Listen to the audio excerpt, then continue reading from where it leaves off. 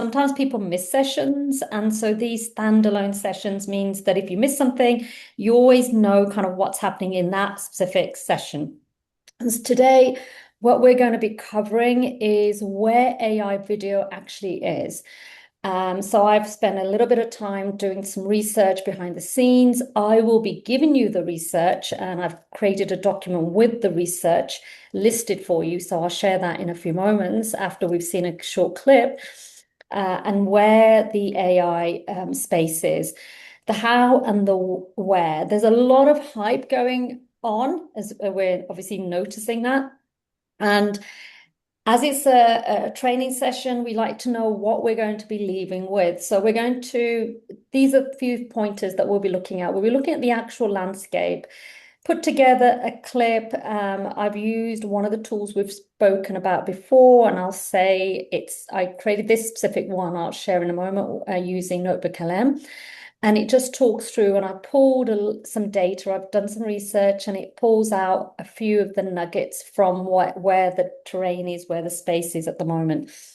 We'll also look at 6 ways to make video, so that often people get confused. What does that mean? Is it a prompt? Is it one shot? What does it mean? Is it the whole thing done in using, AI avatar? Is it AI? Is it narrated? I'll show you an example of what I've done so you'll get to see. You saw one a couple of weeks ago for those people who were there. I'm going to actually show how I created that clip, and I'll show you what I did in Claude so you get a insight into how I started building, and then I'll also show kind of a few of the pointers, things that people often leave out. So I'm going to show you few of those.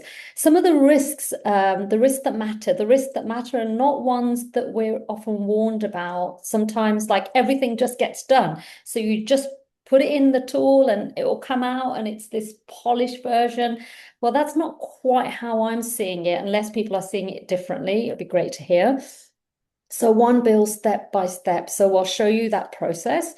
So the first and foremost, setting the scene, if you like, the terrain, what's happened and what it means. So I'm going to share some research. It's a few moments, and it will get you thinking about how we're using AI. So for some of us, we're using it to generate text. Most of us here, I've seen clips, I've seen ones produced, a lot of content produced by a few of you.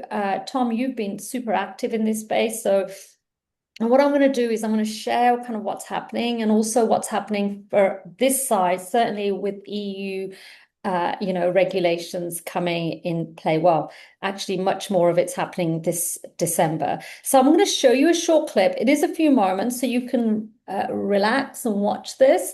Hopefully the sound is good. And like I said, I will be sharing my work, also the actual version that I created as a result of kind of some of the questions that came up. I'm just going to see if we've got any questions. Oh, fantastic. Brilliant. Hi, you are here. Brilliant. I saw you sent a message. Always great having you on. Okay. So I'm going to, like I said, it is using some of the tools that you will have already seen. So hopefully this is showing up on your screen. And I will click play. You will see this is using Notebook LM. Welcome back. Okay, so if you've been tracking the generative AI space, you know it is just incredibly noisy right now.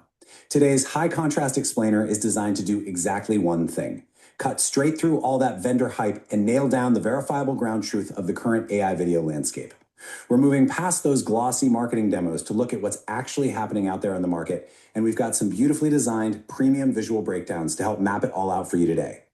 Consider this your briefing docket. We are running a strict confidence audit across 6 vital areas: vendor risk, the new global frontier, real proof over vendor hype, where the skeptics are right, AI law and liability, and finally, seeing is not believing. Okay, let's dive into this.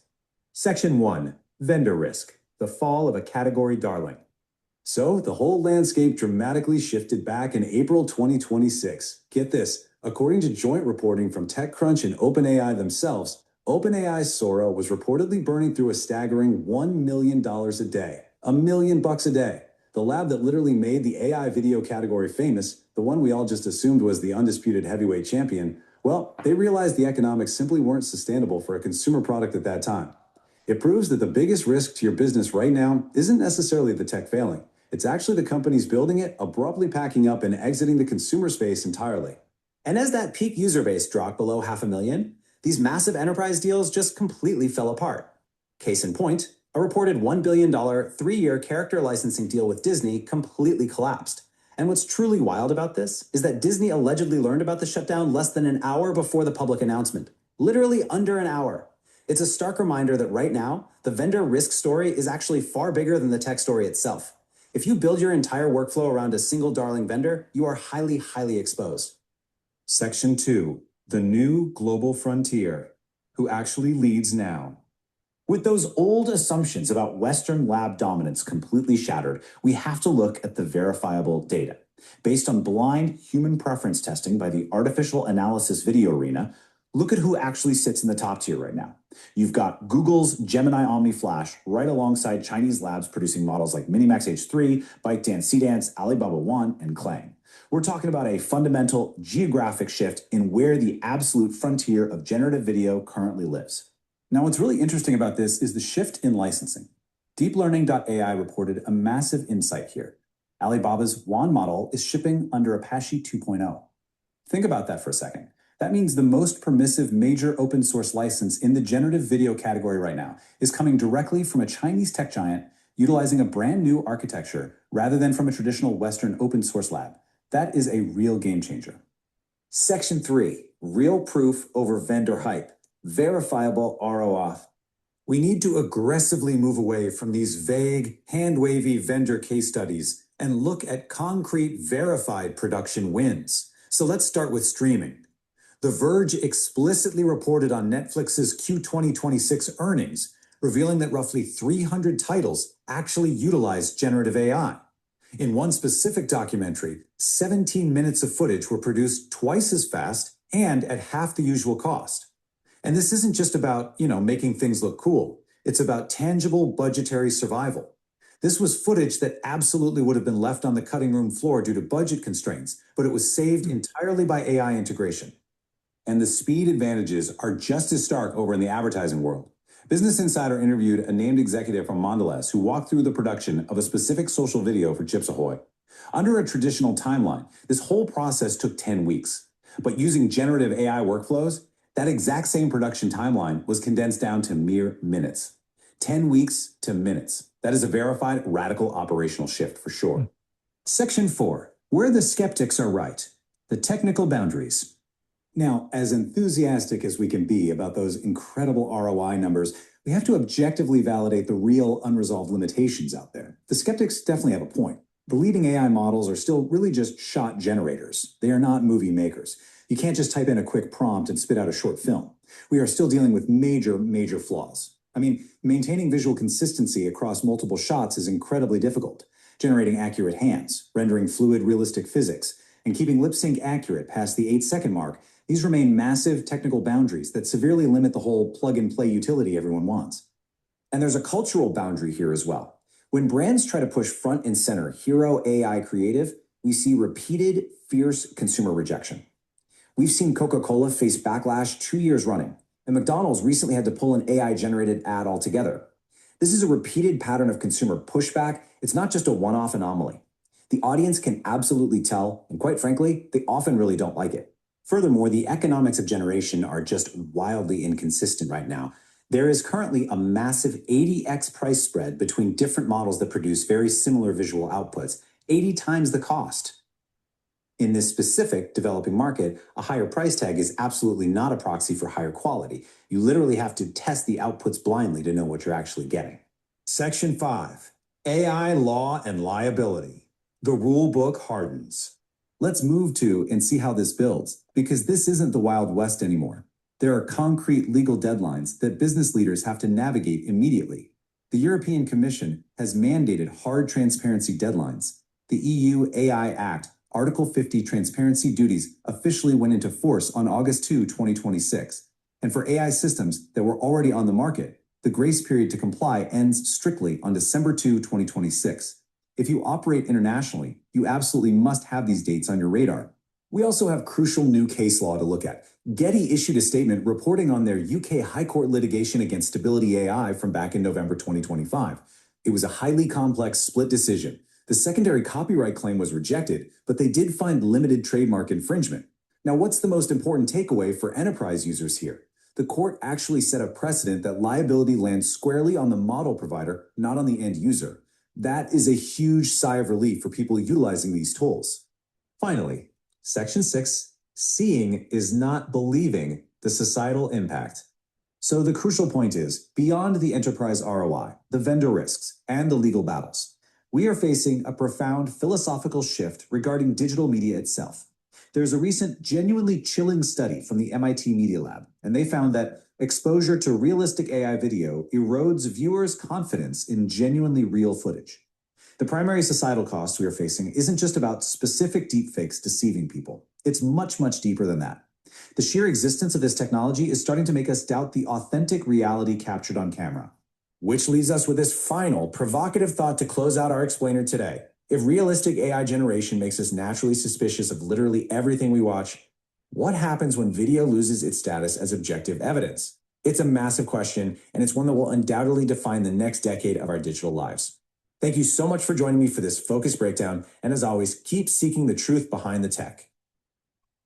Okay, so a few pointers to be thinking about. I have got the research kind of backing that up. As you've been watching that, any thoughts? I'm going to go straight into some examples. We've got Richard. Hi there. Hi, good morning, Bally. Great to see you. I'm back from California. I got a little bit of a tan for once, which is unusual for me. I'm usually pasty white. Yeah, as you were going through this, I was remembering, the last Star Wars movie series where I don't know if they used either computer animation, of course, has been around forever, but there were instances where it was used for the very first time. Obviously, the actress who played Princess Leia passed away, so that there was some animation of her that was generated posthumously that was pretty easy to detect. Also, Peter Cushing, who was an actor who died decades ago, his character was resurrected.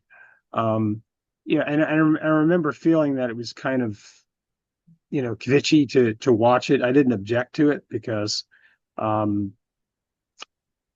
knew majoring in film as I did years ago in a prior life, I appreciated, what they did in the storytelling and whatnot. But I remember it did sit with me that, the last point that was made about AI generated video potentially diminishing the authenticity of the real video. I remember that sitting with me at that time. We're talking going back now 10 years, because that was, kind of the infancy of the last Star Wars series. So that's and of course, Tom and I talk about deep fakes through the media perspective, and that there's a plethora of them on YouTube now. Figures like George Will and others, people are just knocking off what the man says and throwing up and clearly an AI generated image, because there's very little inflection, there's very little deviation in the mannerisms, and you feel violated when you see something like that. And I know Netflix has talked about creating a studio of just ultimately making AI generated films. And I have an interest in that because I'm also an author and would love to be able to take I long for the day where I can take a prompt or my book, and kind of like with software now you can basically create a massive scope of work and then tell Claude, Cowork, or to distill that into a series of prompts to build an app with.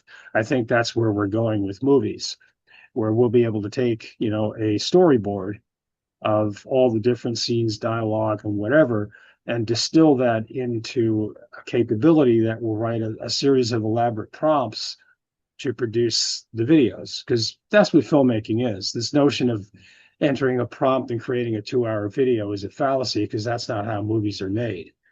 movies are made in increments of 2 to 3 minutes, and they're also not made in sequence, at least traditionally. So there's no reason, there's no bearing, there's no dependency on having to create a 2-hour movie in using an elaborate prompt in a consecutive manner. There's no reason for that. So it's interesting when we talk about the kind of the 8-minute limit or 8-second limit or whatever. I know I'm rambling, so I'm going to shut up. But anyway, just a fascinating presentation. Thank you for the video. That's a real, cautionary tale of where we are in the space, not just from a technical perspective, but the key point about how it's affecting us as consumers and people. Because, authenticity is the new buzzword today. And clearly AI video flies in the face of that. Right, yeah. And we think, we're seeing, ads from Nike. They've done we don't even notice that these are AI generated ads, right? If you've seen those, so they're getting very good. I mean, we're noticing that. But yeah, thank you for Yeah. sharing. And there's a talk about adding watermarks, I guess, to AI created video content as a means to, because we hear a lot about AI generated voice content, where if the agent is announced as an AI agent, people tend to be more receptive and responsive and acceptant to that. But as we know, there are tons of bot calls that are clearly AI, where the agent is never announced as AI, and we feel violated. We slam the phone down on them. Yeah. I think that's maybe an analogy of where things are headed in video. Yeah, I think as long as we're seeing this, right, that's kind of some of the legislation in December of this year coming, in a few months, is watermarks, where it's being generated by AI. We're seeing people actually doing much more of that, acknowledging that it's being generated by AI. Ivan, you've had your hand up for a few moments, so please answer. Sorry to make you wait, buddy. Good. I just want to kind of piggyback what Richard's actually been saying, because I agree with him. A lot of it's it creates doubt. So we run into trouble here because people are pinching other people's stuff, making it sound like it comes from them, but it's not. And you can see, but these videos are getting better and better and better. And I think your last slide said it all, objective evidence. So if you in the marketing space and you're trying to go for credibility, it just takes one plonker to come and nick your voice and your mannerisms or whatever it is, and then go and take you down a rabbit hole, on something that you've said, so that they can lead all your people to them. The Pied Piper comes to mind. I think it's a tough space, and I'm not sure how we handle it. That's number one. And number two, just to follow on from what Richard said, I was reading an article yesterday after our session with Jarek, and it was around watermarks, and so it begs a question: how do you watermark a voice? A picture, you can kind of subtly put something in it and put it, but how do you watermark a voice?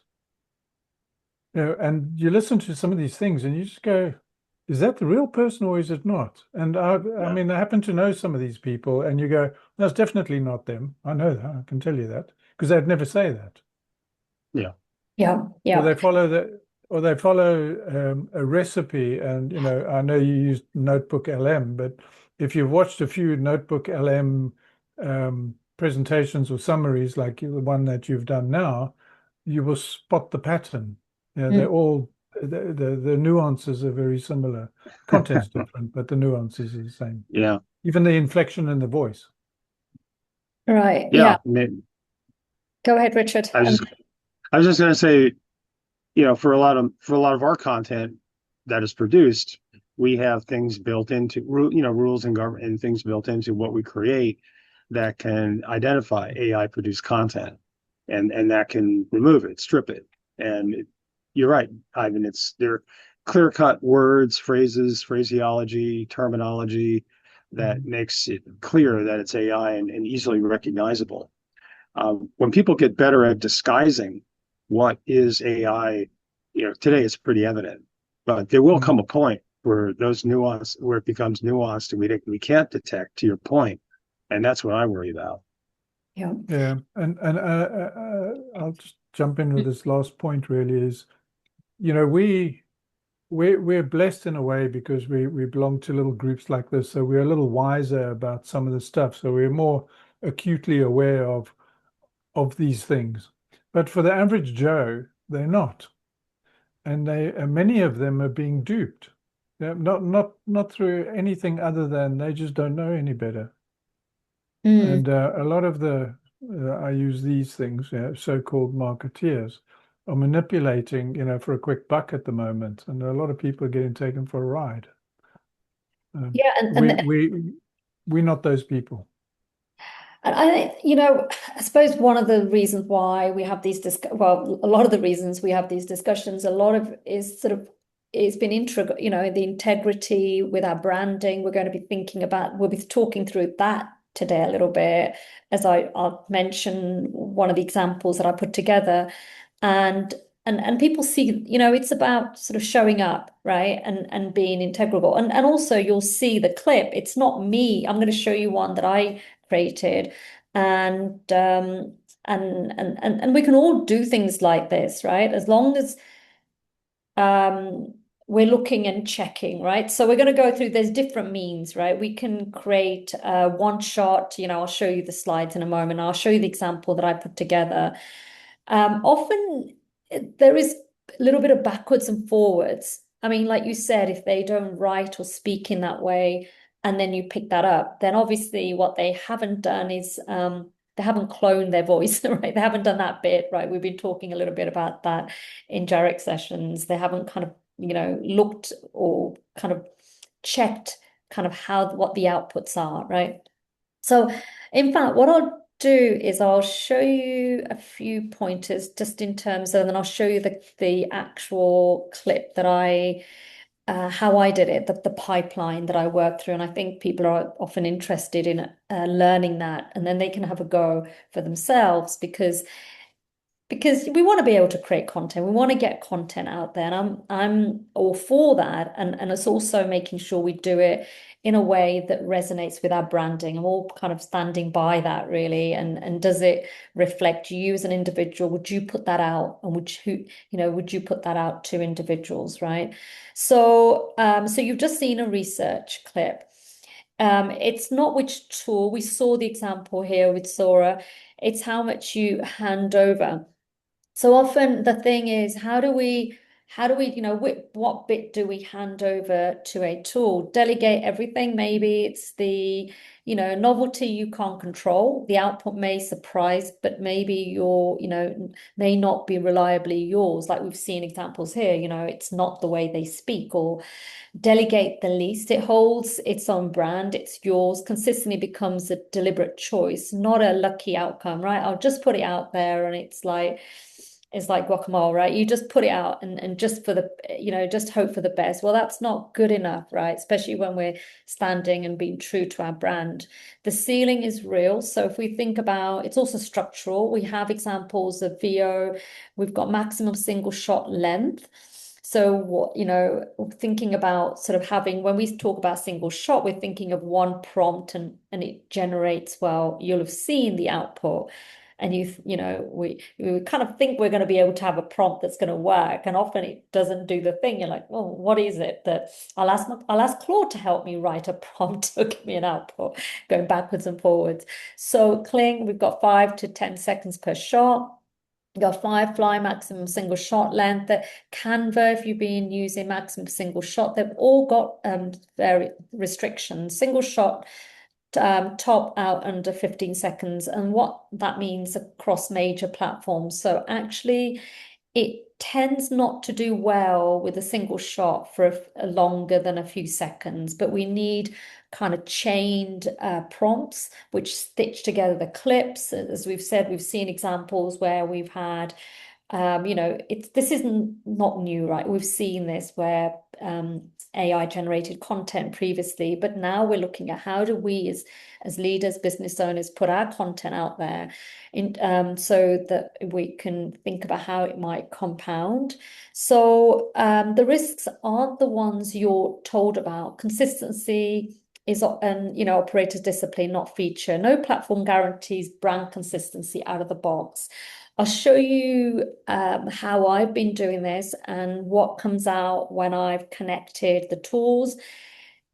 It's got the brand, but does it kind of sit properly with what I want to put out? So where I've amended it to perhaps create visuals, have more color in the visuals. Platforms die. We saw the example with Sora. I used Sora back when it was, when we could, and I was surprised when we didn't have it anymore. But then I also moved a lot of my work over to, Claude, and then most of my work now is built. I'm using Google, I'm using Veo. And copyright is unresolved. Heavily AI generated video may not be copyrightable. The legal landscape is still forming, and the default position is not in your favor, right? So this is not my area, of course. I know Richard's here, but for sure, we need to be mindful of how we're showing up. That is something that, I look at how I'm presenting myself, not only kind of in my sessions, but sort of how are people seeing us, right? So where's it heading? Categories are merging and disclosure duties spread with them, right? EU article, that we saw that example, Article 50, transparency rules apply, right? Enforced came in place this month, and categories converge. The obligation is disclosure. Involvement extends further across production types. If you haven't already, you could start adding content. I've been doing this on my website, for example, saying, if I've created images, I have disclosed that information just to let people know. Start with one job. We're going to look at one example. So, sorry, okay, they've gone by. Explain and training. So this example we'll see in a moment. It's one that was used in my pipeline. So the explainer talks through the pipeline. Actually, the avatar talks the pipeline, and it's I'll show you this in a moment. You may use AI for explainer videos or clips. You may use it for social clips. We saw how Jarek's been using it for social clips. For client proposals, just be careful. Visuals break promise of bespoke attention. So this is one job where we really want to be careful how we're kind of putting our product, we're presenting our product, right? So think about low delegation. Here's how: short, repeatable, on brand. Okay, I'm going to show you something that I've done. Perhaps others have done something similar. Please ask questions and how your pipeline is different if you're creating it in this way. So happy for people to be great to share, because then we're all learning from one another. So I'm going to show you the example that I put together. So it was a couple of days ago. Let's see. In fact, let's see where it is. Okay, this is the demo. I did one with You've seen the video. Now I'll walk you through exactly how it was built, step by step, so you can create one yourself. You've seen the video. So I've got her running twice now. It all starts with the content. We move through topic selection, research, and synthesis, using the Minto Pyramid framework in Claude. We read, check, and approve everything before any visual work begins. Once the content is set, we move into Gamma to shape it into a deck. Because the branding is already established, Gamma handles most. 1 second. Sorry about that. Okay, so I'll start back with my, that's the good thing about your AI, could be doing two things. Okay, so. Now I'll walk you through exactly how it was built, step by step, so you can create one yourself. It all starts with the content. We move through topic selection, research, and synthesis, using the Minto Pyramid framework in Claude. We read, I'll pause and I'll just explain. So all the work that was done for the clip that you saw a couple of weeks ago, I'll share that clip with anyone, for those that missed it. This is my structure, basically. I will start working in Claude. I do have a framework, and this is the framework I'm using for, once I've got my content, I've researched it, before I ship When it you off. say framework valley, is it a skill or a co-work session? Okay. I have got this actually in a skill also. So, yeah, great question. I've built my pipeline as a skill. And so what tends to happen is I start with my content, and then what I've in that I've got few layers, and one of the layers is having the Minto pyramid style, and it's the style in which the slides are presented, basically. So, but a good question. Yes, I have got that. I don't have a standalone skill for Minto pyramid. I asked my Claude the other day, I said, oh, do we have that? Then no, you've got it in layered, you've got it in your skill. So I packaged it in that way. We can all be doing that, actually, creating skills. So, so this is kind of the first thing, and I'll show you what I did. And then, oops, it's gone, disappeared. 1 second, let me get it back. It's here. Let me move this out the way. I think I had it running from earlier, so. Check and approve everything before any visual work begins. Once the content is set, we move into Gamma to shape it into a deck. Because the branding is already established, Gamma handles most of the heavy lifting. Next is the export to Google Slides. This is the crucial handover point, and it's the step most people often miss. Now we refine rather than rebuild. Tweak the layout, check the flow, and add or AI generate imagery that fits the deck. This polish phase is worth the time. When writing for the avatar, remember it speaks exactly what you put on the slides. Keep text minimal, use clear headings, and remember that your slide content dictates what the avatar says. Give the avatar room to move. It will shift its position across the frame, so don't fill every corner. Design with plenty of space. Finally, find the generation button in slides. It might be labeled transform, add your music, and let the process complete. How would you use this workflow? Think about which of your own content would benefit from this approach, and decide what you'll make first. Join us for our bi-weekly AI session. Right, I'll just stop and I'll go through some of those points because it paused halfway. It kind of stopped working. I could see the visual stopped. So just to kind of recap, so that clip is AI generated. Okay, as you saw, that's a final product that landed was shipped to my Google Slides. When we say shipped, it was sent via Claude, and I'll show you what I did behind the scenes. And then I was able to pick the avatar, and I'll show you how I did this because I think most of us have that. As everybody, just want to double check because we've got Michelle who's new here, and just double check. Hyatt's here. Is everybody using Claude? Is that their go-to? Yes, I know most of you here are. I can see you've got your cameras on. Just want to double check. Michelle, perhaps you can pop it into Hyatt saying yes, you are using it, or perhaps it's a yes to it earlier. You are using Claude. Okay. And Michelle, what about yourself? Are you using Claude? Oh, me? Yes, yeah. Oh, sorry. I thought you saw me. Yes, I am. You Yes. are. Brilliant. What you and I talked about via texting at the time, which is the $20 version and stuff. Yes, yeah. But I have one quick question. If an admin is like in Rochester, New York, and I'm in Franklin, Tennessee, can they log into my Claude, or do I have to upgrade to that other one? You can go for you can have one where you can get teams on, right? So you can have a team account and you can share. That's the one to go for. Enterprise would be the wrong one, but it'd be one level down from that. Okay, so I can share, I can share that with you. Is that somebody's creating content for you on your behalf? Uh, More so using it for resumes, etc.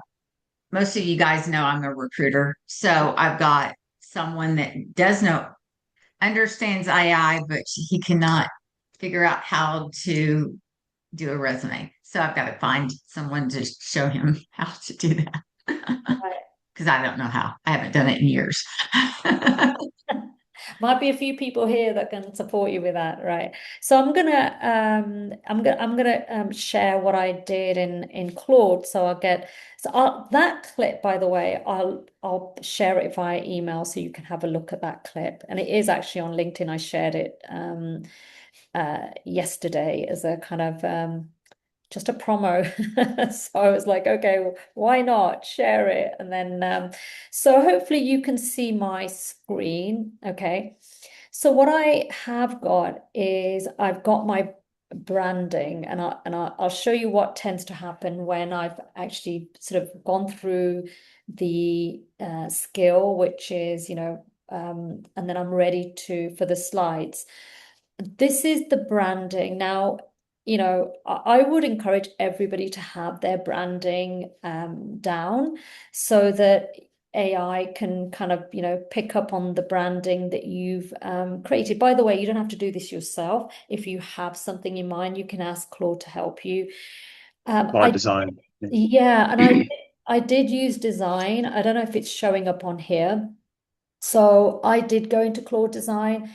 It might be, it does use up quite a few tokens. However, this is kind of how I had my branding, because people like to know, right? How do you have this stuff so it picks up? So this is kind of the branding, Leadrise brand identity. It's got the cover, it's got the contents, it's got it's got the logo, etc. And this is all captured in Claude Design. This is how you've done yours, right, Richard? Yeah, you can actually reference the design in a Claude Cowork session and just say access my design, or you could export a design kit from Claude Design and just simply throw that into either the Cowork chat or if it's a document, bring it into the project documents or connect to that folder if you have it on a local drive or whatever. But yeah, you can connect your design brand kit to the Cowork session. Yeah. So these are some of the ways that you can do this, put this together, and then of course connect this. And I'll show you what happens when I've done this. I then would go into Claude. Let me come out of design and maps, go back into Claude, because I am in Claude, of course, but I'm actually in design. So I want to come out of here and I want to just go back to, oops, let me see if I can come back out of my design. Why doesn't it let me go back into here? Let me maybe stop. Oh, it stopped sharing as well. Let me come back and I don't want to present it. I just want to come out and 1 second, continue. And if I just want to come back into my okay, this is quite so I don't know if you're probably not seeing, but let me go back. So what I've done is slightly different to Richard, but that's good because it means that when we're talking about these things, we do have a different way around doing the same thing, if you like, right? So if you go in, like if you see mine, you're going to, I have mine in Gamma. So it does pick up and populates it in Gamma. And when I open up my Google, if I click on here, this is all sent then to my Google Drive. And once I went into my Google Drive at that point, this is where you can see how I need to go in and add visuals. So there are a few steps involved. It's not like you just pick it up and then have the slides, because there's a little bit of, well, do I want this slide? Do I want to amend? The key thing to do is once you've sent it across, you've done the work in Claude, you've gone through that pipeline, what that pipeline might be for you, just to kind of recap what I did. I have a topic, I've researched, I've added my research, I've actually cleaned up the research, I've got my skill then going through my slide deck. What I find is I do ask it to give me the reasoning behind presenting in the slide deck. I don't just want the slide deck. I want to be able to understand their thinking before I have the slide deck presented to me. And then once I'm ready with that, I will then put it through and take the design component. And in this instance, it's the leaderized branding. And once I've got that design and I've got the layout, I then will send it to my drive. At that point, I've got a few options. If you haven't been using this, this is how I created that clip, right? So I went in and then let me just move this Notion thing away.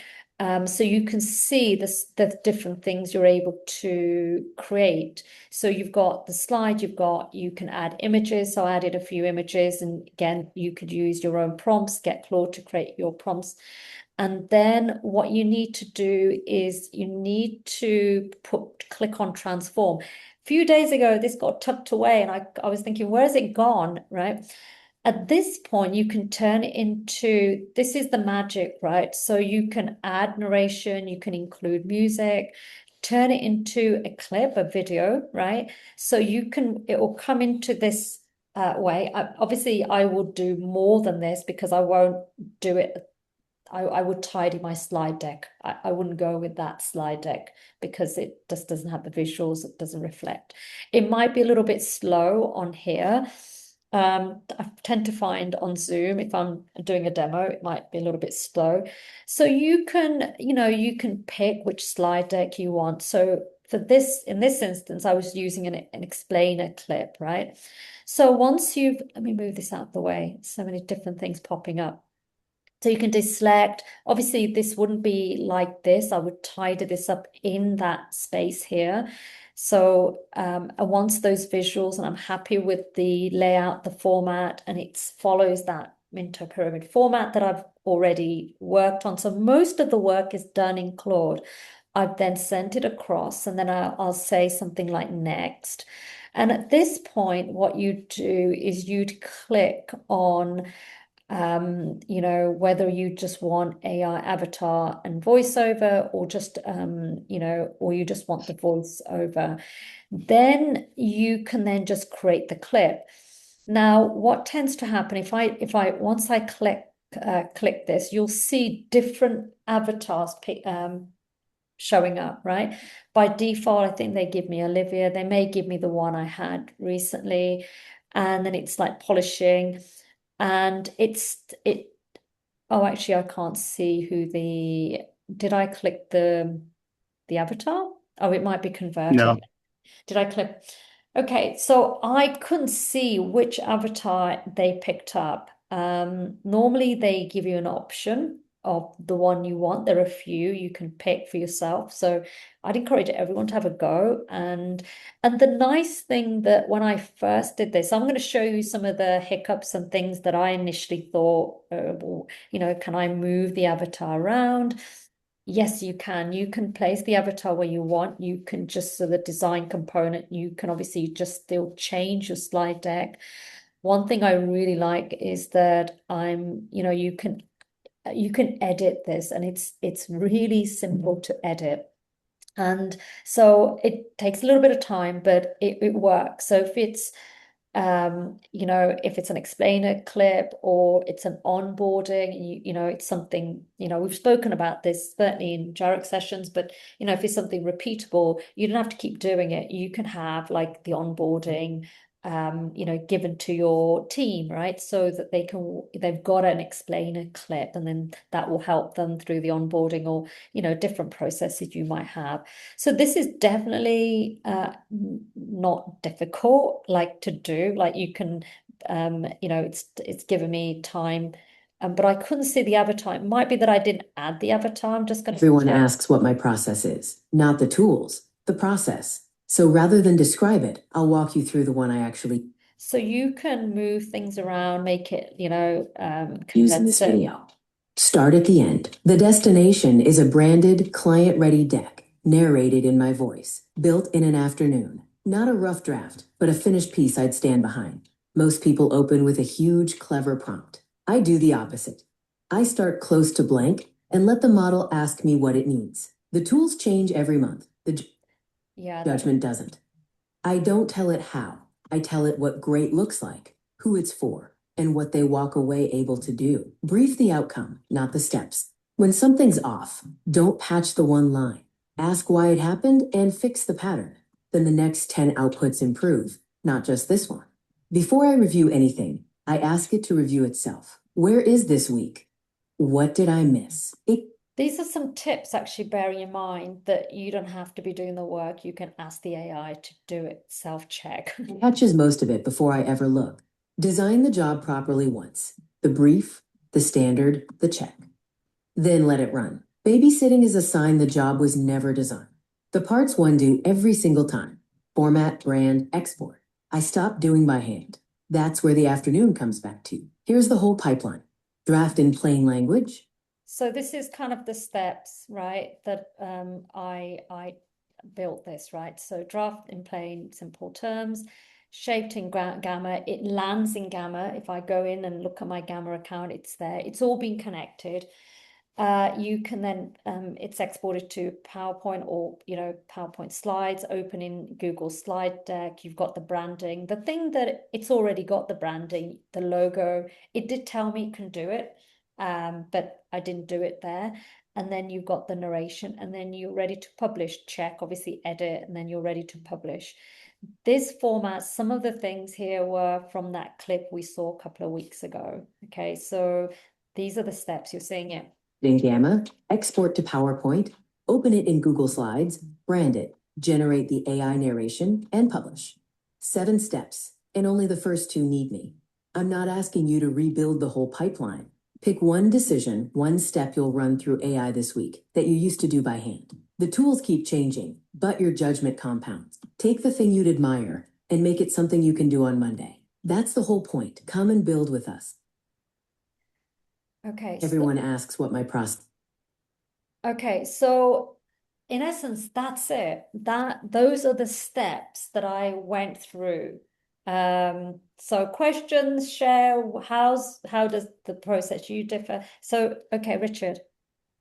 Yes, I guess the obvious question, and forgive us if it's a dumb one, is you're obviously leveraging what's in Google Studio or the Google capabilities to produce the output, because Microsoft, obviously, they have the biggest application side of PowerPoint, but they don't have an equivalent capability to do what you're doing in the Google environment, because they don't have VO, they don't have all the components that you're using.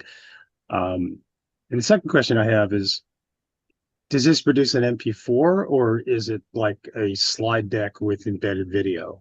Because I'm thinking if it's an MP4, then you can bring it into Descript, and then you can use B-rolls and all kinds of stuff if you want to really get that complicated with it.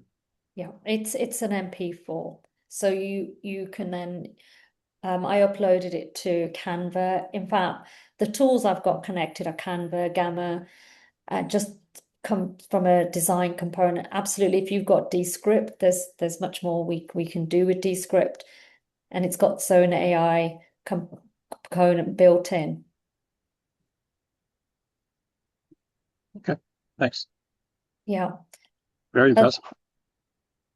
You're welcome. So yeah, that actually was most of the heavy lifting was done in Claude. Any questions? Is this something you'd give a go at trying to do? Do you have questions? I have one.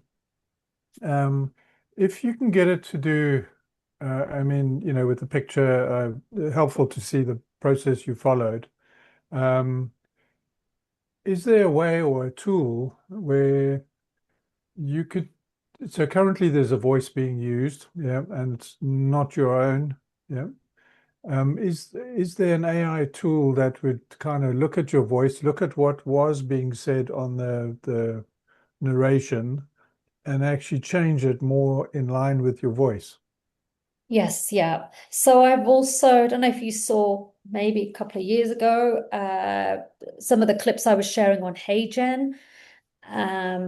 a lot of that was actually, I was using HeyGen, which has got my voice. It's not me, just an image, and then I would give it this script, and then it will produce that. And I can show you, yeah. And 11 Labs also, right? So it's one of the first tools I think I got because I was so intrigued by it. And those are a couple of my kind of go-to.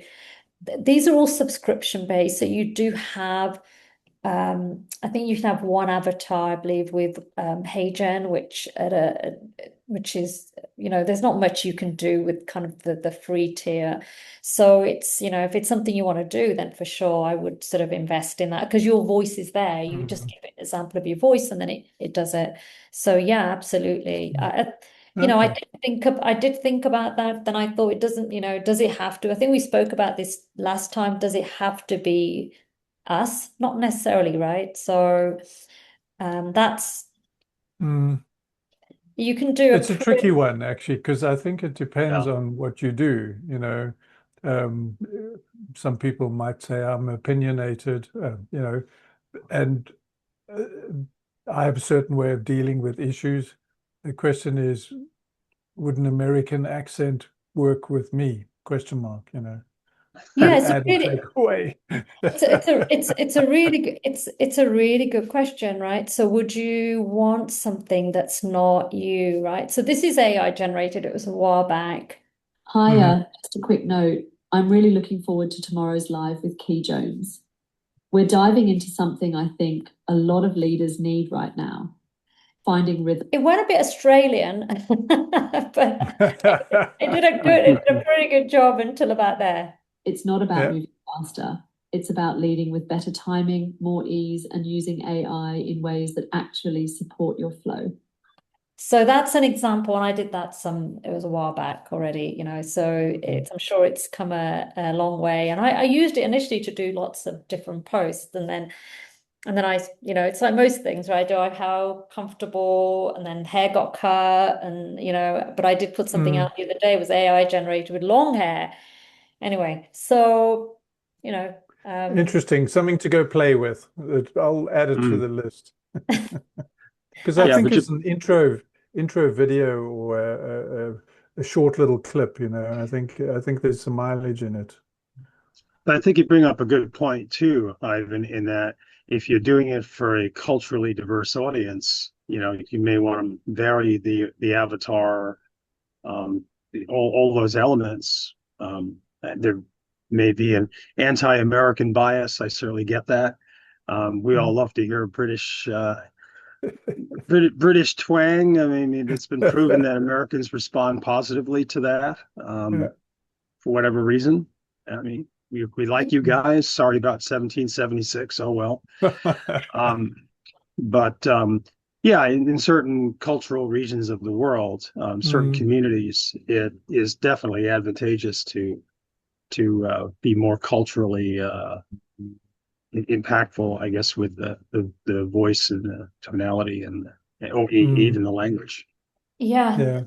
Absolutely. So I've noticed, I don't know if this is the case, just a kind of side note, I've been using Claude Voice and it's given me the English pronunciation. So you're going to hear him speaking. Do you want to say hi to our audience?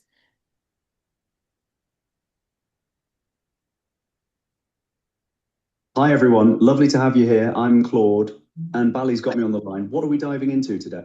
So yeah, I'm definitely getting the London accent at the moment, Claude. And by default, right? Can it do a Boston twang? Oh, they got a South African twang?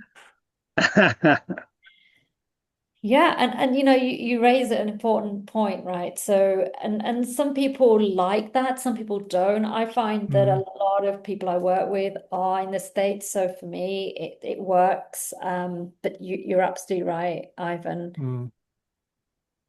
Yeah. Definitely something worth experimenting for me personally, because I think there's some mileage in it, and people, unfortunately, we live in a world where people tend to look at moving pictures and talking heads a little more than they do actually read anymore. And also I think there's an age thing here too.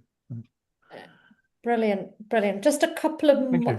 minutes. Thank you. Great. I'm going to wrap up and just to kind of finish off on where we started. Just, I would say start, have a go if you haven't, and feel free to reach out. It's low delegation. It's, think about the example. So perhaps we can go start with one job. It could be a explainer using, thinking about the accent, want to keep it local. That's possible too. So it might be a social clip, something that you perhaps are looking to create, and you can produce quite a few, and think about the crediting, if you are using or citing, credit those individuals, and something that's short, repeatable, on brand, and it's yours. That's kind of where I started. That was my kind of flow. And yeah, thank you all for being here today. And I look forward to seeing you on the 2nd of September. Hope you found today helpful. And as always great seeing everyone here and engaging, asking questions. Yeah, Ivan's definitely going to give it a go. And yeah, Richard says, yeah, MP4. Okay. Any other questions before we wrap up for today? Hope you found today helpful. Well, can we share our short videos in the next session? Just kidding. We could have an example. Yeah, we could say this is what we did a few weeks ago. We're all going to have an example of something that we created. Happy to do that if that's something people want to do. And we can Yeah, it'd be fun.